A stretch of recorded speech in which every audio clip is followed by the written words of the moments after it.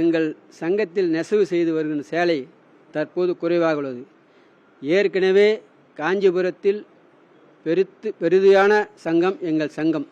இந்த சங்கத்தை எப்பொழுது வீழ்த்துவிடலாம் என்று எதிர்பார்த்து கொண்டிருக்கிறார்கள் தனியார் வியாபாரிகள்.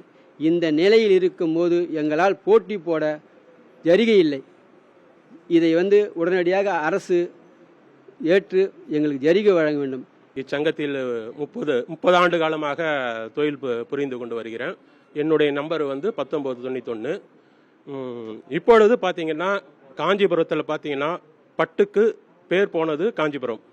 அதிலும் நமது தமிழக முழுவதும் பார்த்தீங்கன்னா அறிஞர் அண்ணா பட்டு கூட்டுறவு சங்கம் தான் நம்பர் 1.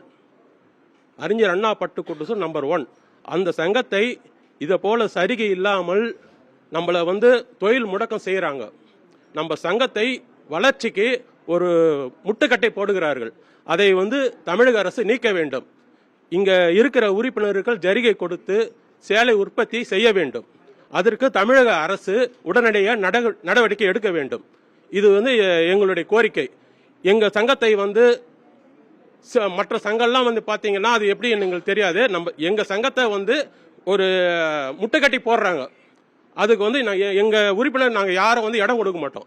எங்க சங்கத்தை நாங்க தான் காப்பாற்றுவோம். எங்க நெசவுல நாங்க தான் காப்பாற்றுவோம். அதுக்கு தமிழக அரசு உடனடியாக நடவடிக்கை எடுக்க வேண்டும்.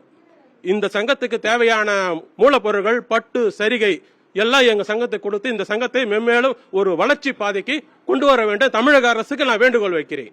எங்களுக்கு ஜெரிகையும் பட்டும் நீங்க தந்தீங்கன்னா நாங்க அண்ணா சொசைட்டியை மேலும் மேலும் உயர்த்தி நாங்க நம்பர் 1லயே இருப்போம். எங்களால இந்த தொழில் அழிய விடாம நாங்க பார்த்துப்போம். இப்ப ஜெரிகை எங்களுக்கு முக்கியமா வேணும். நீங்க தந்தீங்கன்னா நாங்க அண்ணா சொசைட்டில நாங்க நெச்சு தந்தா உங்களுக்கும் பெருமை தான், அதை கட்டுறவங்களுக்கும் பெருமை தான். இந்த நம்பரை அண்ணா சொசைட்டியை அழிக்கணும்னு பாக்குறாங்க சில பேர். அவங்கெல்லாம் நீங்க பொருள் தந்தீங்கன்னா நாங்க மேலும் மேலும் வளர்ந்துன்னு தான் இருப்போம். பொருள் தராதுந்தீங்கன்னா அண்ணா சொசைட்டியே காணாம போயிடும் மற்ற சொசைட்டி மாதிரி.